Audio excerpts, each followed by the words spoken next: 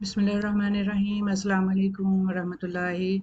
आज हम लसूड़ों का अचार बनाएंगे जो घर में आपको बाज़ार से आम मिल जाता है, लेकिन जो आप घर में बनाएंगे उसका मज़ा ही और होता है। और साफ़ सुथरी चीज़, आपको यकीन होता है कि ये अपने हाथों से बनी हुई साफ़ सुथरी चीज़ है। इसको पराठों के साथ और सुबह नाश्ते में और दाल के साथ जब आप खाएं, दाल चावल के साथ, तो बहुत मज़ा आता है।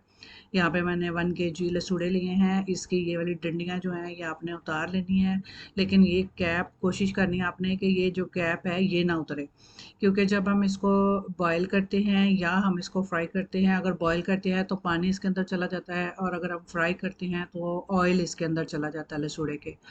तो वो उससे ना लसूड़ों का टेक्सचर भी ख़राब हो जाता है, और लसूड़ों के अंदर बहुत ज़्यादा ऑयल हो जाता है, पानी हो तो ख़राब होने का डर होता है। तो इसलिए आपने कोशिश करनी है कि कैप जो है वो उसके ऊपर ही रहे, और इसी तरह आपने इसको फ्राई करना है या उबालना है। दोनों तरीक़ों से आप इसका अचार डालते हैं।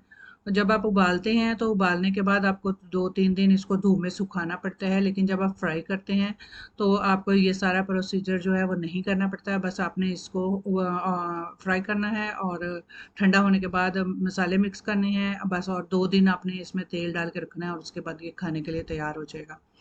यहाँ पे मैंने ये हाफ कप ऑयल लिया है, और उसमें ये मैंने लसूड़े जो हैं वो शामिल कर दिए हैं, और लसूड़ों को हम फ्राई करेंगे। इसको इतना फ्राई करना है, आपको पता चलेगा कि इसका जो है वो कलर चेंज हो गया है, और साथ में इसमें थोड़ा सा जैसे भुना हुआ जो पका हुआ टेक्सचर जो है ना, कुक्ड चीज़ जो होती है उस तरह का आपको पता चलेगा ये तैयार हो गया है। अब यहाँ पे मुझे तकरीबन इसे 5 से 6 मिनट हो गए हैं फ्राई करते हुए, तो यहाँ मैंने इसको बंद कर दी, को फ्राई करना बंद कर दिया है। अब यहाँ पे इसको अपने निकाल के तो खुले बर्तन में लेके इसको इस तरह अपने ओपन कर देना है, ताकि ये ठंडे हो जाएं। जब ठंडे हो जाएं तो फिर आपने इसमें सारे मसाले जो हैं वो अपने शामिल करने हैं। अब इसको मैंने यहाँ पे 1 चम्मच टेबल स्पून राई दाना लिया है, 1 टेबल स्पून ज़ीरा, 1 टेबल स्पून धनिया पाउडर, धनिया, साबुत धनिया लिया है, और ये तीनों चीज़ें जो मैंने मिक्स करके रखी हुई हैं, क्योंकि अचार का मौसम है, आम का अचार, मिर्चों का अचार, लसूड़ों का अचार, तो ये मैंने मिक्स करके रखी हुई हैं, जिसमें 1 चम्मच मेथी दाना, 1 चम्मच सौंफ और 1 चम्मच कलौंजी है। ये सारी चीज़ें हम ग्राइंडर की डब्बी में, मसाला की डब्बी में डालेंगे, और इसको हमने 1 से 2 सेकंड सिर्फ डब्बी को हमने चलाना है, और इस तरह हमने इसको मोटा-मोटा जो है वो कूट लेना है।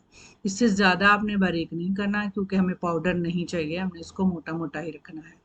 तो यहाँ पे ये देखिए, ये लसूड़े जो हैं ये मैंने अब दूसरे बर्तन में डाल दिए हैं। अब ये ठंडे हो चुके हैं, आपको शक्ल से नज़र आ रहा है कि ये ठंडे हो गए हैं। यहाँ पे मैंने ये सारे मसाले इसमें शामिल कर दिए हैं। इसके साथ आपने जो जैसे आपकी नमक, मिर्च और हल्दी, ये भी आपने मिर्च और हल्दी 1-1 टेबल स्पून, और जो नमक है वो आपने 3 टेबल स्पून इसमें शामिल करना है। तो डाल के आपने इसको अच्छी तरह से मिक्स करना है, मिक्स करके वो आपने इसको छोड़ देना है। क्यों मैंने इसका जो ऑयल जिसमें मैंने फ्राई किया था, वो मैंने सरसों का तेल डाला था, वो मैंने इसके अंदर ही रहने दिया है। इसके साथ ही हम इसमें 1 चम्मच, 1 कप जो है वो सिरका का शामिल करेंगे, सफ़ेद सिरका, वो हम इसमें शामिल करेंगे, क्योंकि इसमें किसी किस्म की भी खटास नहीं है, तो लसूड़ा में थोड़ी सी खटास अच्छी लगती है।